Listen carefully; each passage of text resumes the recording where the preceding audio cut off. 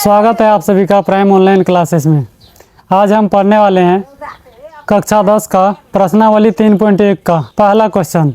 ये चैप्टर अपने आप में बहुत महत्वपूर्ण है।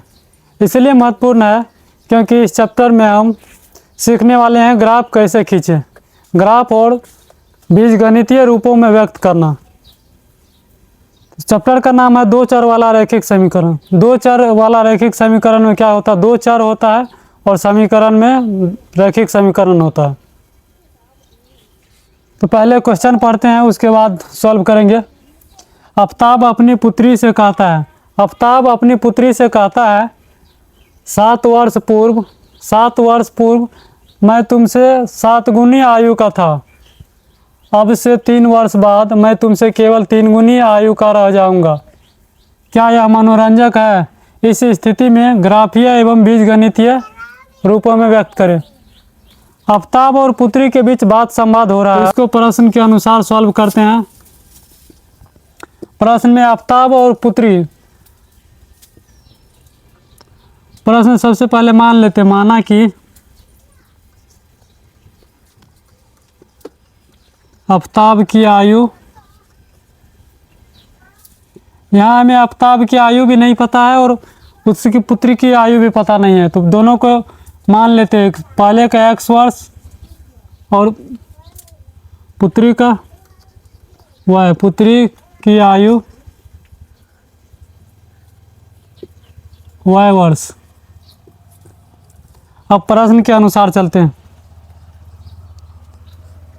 प्रश्न से 7 वर्ष पूर्व,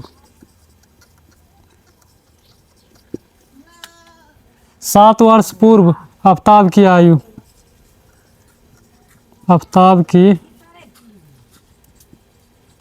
अगर आफ्ताब की आज की आयु x वर्ष है तो 7 वर्ष पहले कितना हो जाएगा, x माइनस 7 वर्ष, और पुत्री की आयु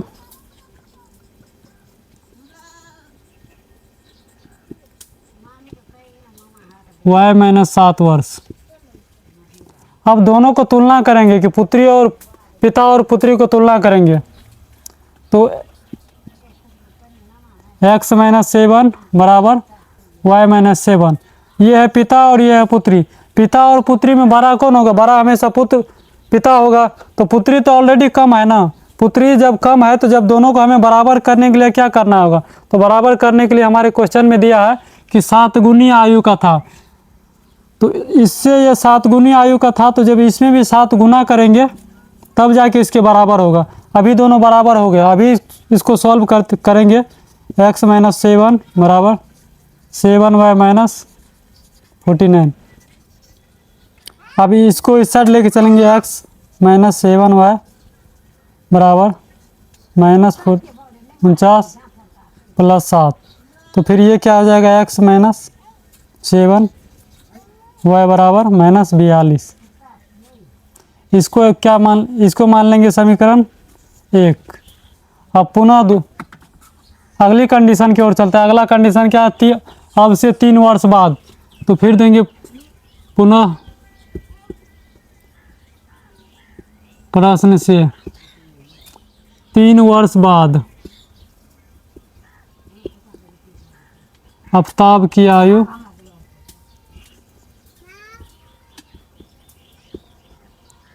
x प्लस 3 वर्ष, और पुत्री की कितना हो जाएगा,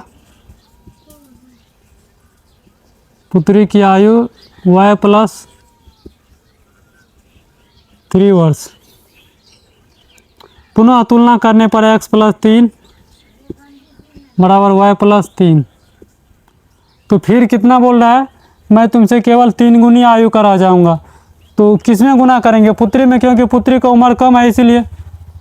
तो 3 गुना कर दे, फिर से हो गया। फिर से इसको सॉल्व करते हैं। x प्लस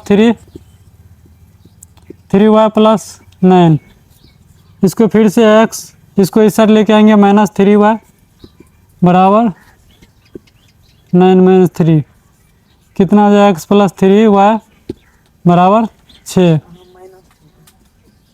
हाँ 3y, इसको समीकरण 2 मान लेते हैं।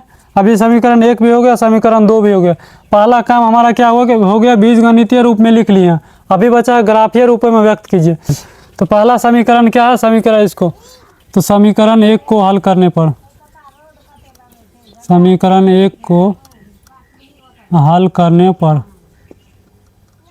समीकरण 1 को हल जब करेंगे तो x और y के लिए कॉलम बना लेंगे, एक में x और दूसरे में y। अभी क्या करेंगे, x का मान अपने मन से ही रखते चलेंगे। x का मान पहले 0 रख लेते हैं। तो x समीकरण 1 क्या है, -7y बराबर -42। तो अभी इसका मान अगर x का 0 रख दिए तो ये कितना हो जाएगा, 7y -42। ये और ये कट जाएगा, बचा y बराबर 42/7। तो इस कितना हो जाएगा, y बराबर 6 हो गया। पुनः अब x का मान अपने मन से क्या रखेंगे, देखिए यहाँ पर क्या है 42 और इधर क्या है 7। तो 42 और 7 है, तो इसीलिए ऐसी संख्या रखेंगे जो 7 और 42 से कट जाए, ताकि हमें कोई भी भिन्न में नंबर नहीं आए। अगर भिन्न में नंबर आए तो ग्राफ खींचने में परेशानी होगा, इसीलिए तो 7 और 42 के गुणांक में कुछ भी रखेंगे। तो बड़ा रखने से अच्छा है कि छोटा, सबसे छोटा रखा जाए। तो इसको अगर इस साइड लेके चलेंगे क्या हो जाएगा, -7। फिर से y बराबर -49/-7। तो ये कट जाएगा, बचे कितना 7। x का मान 7 हो गया। तो समीकरण 1 को सॉल्व कर लिए। फिर से इसको समीकरण 2 को भी सॉल्व करते हैं। तो समीकरण 2 के लिए भी बॉक्स बनाएंगे। समीकरण 2 को हल करने पर, इसके लिए भी बॉक्स बनाएंगे। बॉक्स में x और y का कॉलम बनाएंगे, x और y। पहले x का मान 0 रखते हैं। अगर 0 रख देंगे x का मान तो कितना हो जाएगा, x - 3y बराबर 6। x बराबर, x का मान 0 रख दिए तो 3y बराबर 6, y बराबर 6/3। तो कितना हो जाएगा, -2। y का मान -2 हो गया। फिर से कितना रखेंगे मान, x - 3y। देखिए इधर क्या, इधर 3 है और उधर 6 है। तो हम क्या रखेंगे, ऐसा संख्या रखेंगे कि 3 और 6 से विभाज्य हो, ताकि हमें भिन्न में कोई भी ना आए। तो इस सबसे छोटा क्या रख लेते, 3 रखते हैं। तो 3 - y बराबर 6। तो y अगर x का मान 3 रख लिए तो कितना हो जाएगा, -3y। ये प्लस में इस साइड माइनस में आ जाएगा, y बराबर 3/-3। तो -1 हो जाएगा आंसर। अब दोनों समीकरण 1 का भी मान निकल गया, समीकरण 2 का भी निकल गया। तो अब इसको अलग से, इसको मिटा के अब ग्राफ खींचते हैं। ग्राफ में देखिए, ग्राफ में x अक्ष को और y अक्ष को बारी बारी से खींच लेंगे। ये x हो गया, x डैश, y और y डैश। तो सबका ग्राफ करेंगे। अभी हम हाथ से बना रहे हैं और बोर्ड पे बना रहे हैं, हो सकता है कि ग्राफ हमारा सही नहीं बने। 4 5 6 7, 1 2 3 4 5 6 7, 2 7। माइनस में किसका, माइनस में y है, तो इसको माइनस वाला ड्रॉ कर लेते हैं। 1 2 3 4 5, 1। देखिए हमें जो सब चाहिए वो सब ड्रॉ कर लिया। पहला का मान, पहला समीकरण में क्या है, x का मान कितना 0 है। x का मान 0 है तो ये यहाँ पर ही हो गया, और y का मान 6। x का मान 0 यहाँ पे और y का मान कितना 6 है, तो 6 यहाँ पे आ जाएगा। फिर x का मान 7, तो x का मान 7 यहाँ, और y का मान 7, y का भी मान 7 है। तो पहला बिंदु ये हो गया और ये हो गया। इसको लाइन पे जब मिलाएंगे तो ये कैसे मिलेगा, ऐसे मिल जाएगा। हमारा पहला बिंदु कौन सा हो गया, ये हो गया A 0 और 6 का, ये B 7 और 7 का, और ये कौन सा समीकरण 1 है, तो यहाँ पे लिख देंगे समीकरण 1। अब समीकरण 2 के लिए करेंगे। समीकरण 2 के लिए x का मान 0 और y का -2, तो यहाँ पे हो जाएगा। और 3 का x का मान कितना है 3, तो ये यहाँ पे और -1। अभी जब दोनों बिंदु को मिलाएंगे तो ऐसे मिलेगा।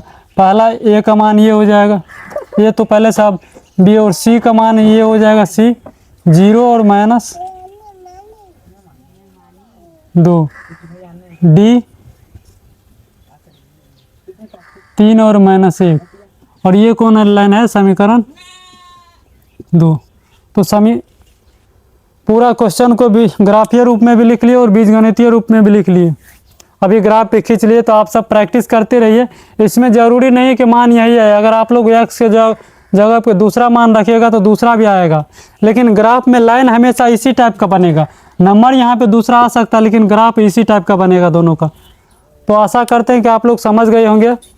अगर आप लोग अभी तक चैनल को सब्सक्राइब नहीं किए हैं तो चैनल को सब्सक्राइब कर लीजिए, ताकि अगली वीडियो का नोटिफिकेशन आप तक जल्दी ही पहुँचे।